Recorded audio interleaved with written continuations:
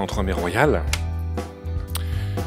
Et donc j'ai fait mon petit biscuit japonais que j'ai moulé donc en cercle.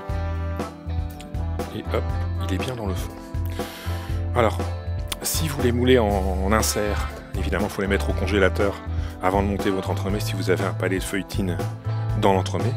Mais là, il est collé au biscuit. Donc pareil, le japonais, vous avez vu, côté cuisson, côté dessus, je le mets toujours en dessous. Comme ça, quand je vais glacer mon entremets tout à l'heure, s'il a lieu d'être glacé, bah, ça colle pas. Hein. Hop, voilà, voilà.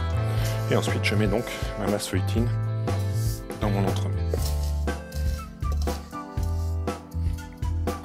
Alors, pour l'étaler, surtout vous ne le comprimez pas au départ, sinon il est dur à étaler. Il faut chercher à l'étaler, vous voyez, en le déplaçant dans le cercle. Ça c'est important aussi. Et une fois que c'est fait, là vous allez pouvoir laisser. Ça, l'entremet à la coupe, il est régulier.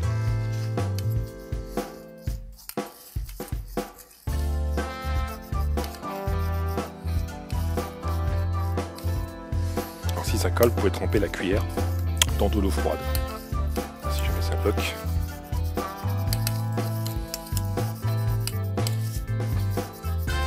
Voilà. Normalement, l'entremet type royal, il est souvent monté en cadre. Donc on voit en fait cette couche de biscuit sur le beurre, cette couche d'insert feuilletine aussi. Donc il n'y a aucun souci à ramener en fait le biscuit sur le beurre et la feuilletine. Voilà. Donc là je vais le mettre au frigo. Il n'y a plus qu'à mettre la mousse chocolat. On va faire une mousse chocolat sur pâte à bombe. Donc avec des jaunes d'œufs et un sirop de sucre pour améliorer la mousse au chocolat au niveau du goût et au niveau de la texture tout simplement. Donc petit coup de frigo, pas de cellule de froid sinon votre mousse elle va bloquer d'un seul coup, vous allez avoir des bulles d'air. Donc le frigo sera largement suffisant. Donc on se retrouve après pour l'ajout de notre mousse chocolat sur pâte à bombe. Voilà, on vient de terminer notre mousse chocolat et notre fond feuilletine sort du frigo. Je vais chemiser le beurre. Il y a souvent des petites, regardez, des petites bulles d'air. On fait attention d'en mettre, vous voyez, tout de suite sur le beurre. Comme ça, il n'y a pas de problème. Encore une fois, le terme chemiser s'applique. Et ensuite, je mets la totalité de la mousse.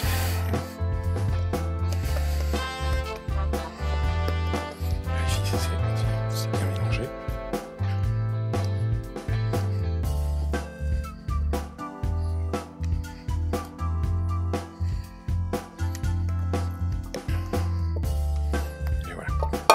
Hop, donc je ramène le milieu vers l'extérieur, vous voyez.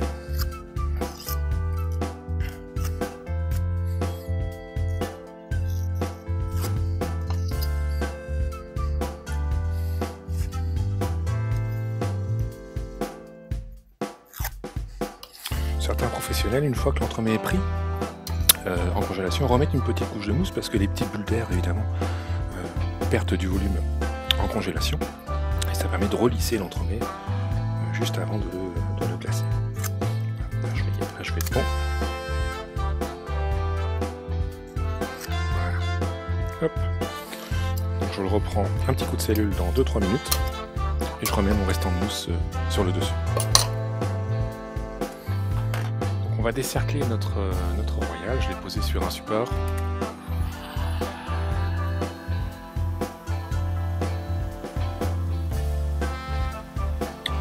Quand on décercle comme ça, s'il y a trop de chaleur, si la mousse est un peu molle sur le bord, je vous conseille vivement de le remettre en cellule 3-4 minutes.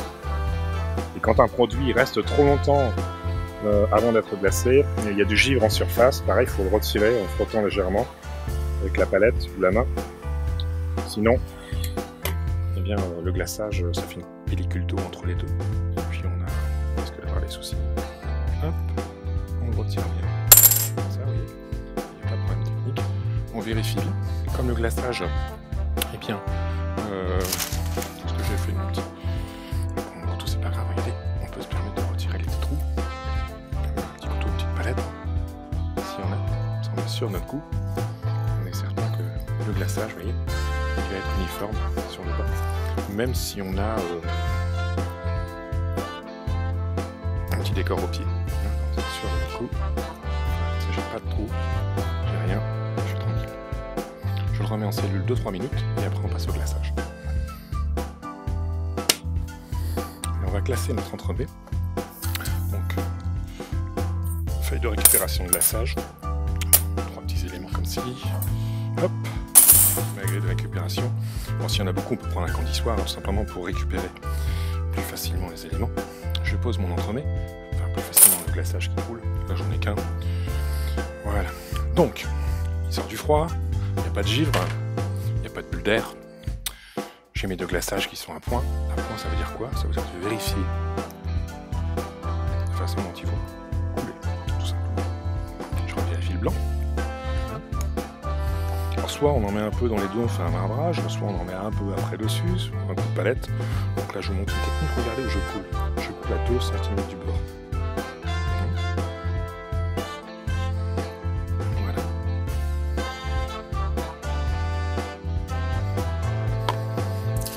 Je commence déjà à en retirer, vous voyez.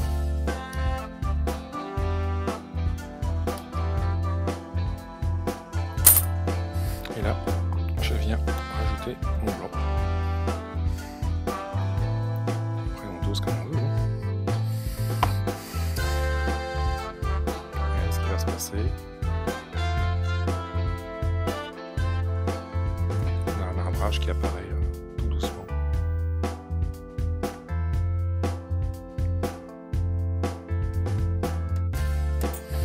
Et après, on tape.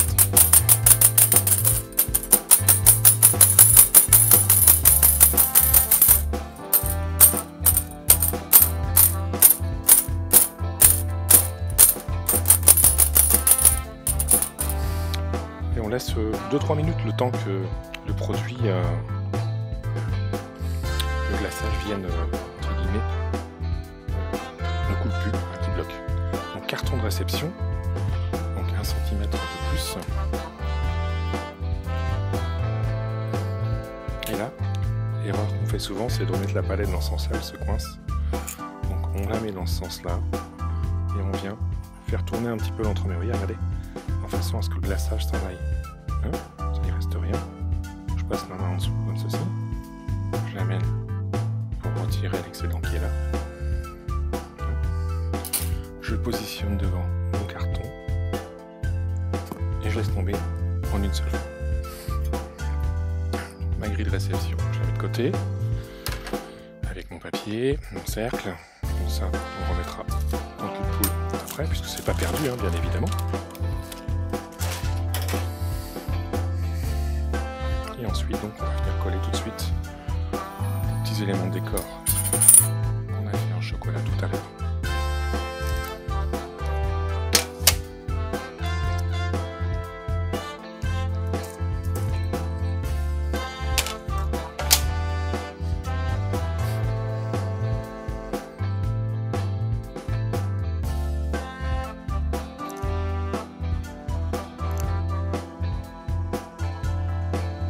Toujours avec la même orientation.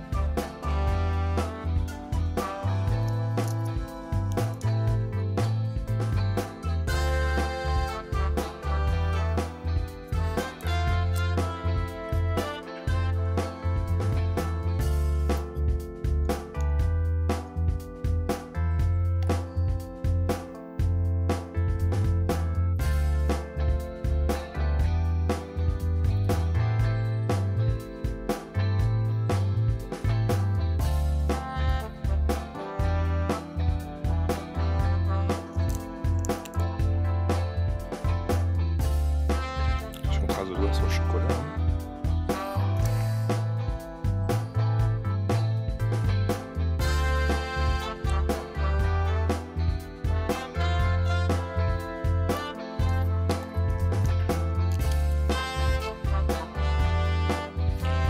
Si on désire une couche légèrement inférieure en épaisseur de glaçage sur le dessus, on met un petit coup de palette juste avant de mettre la deuxième couleur.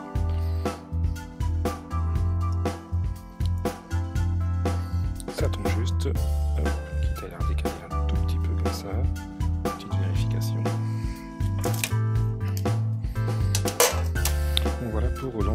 céréales en glaçage intégral bicolore.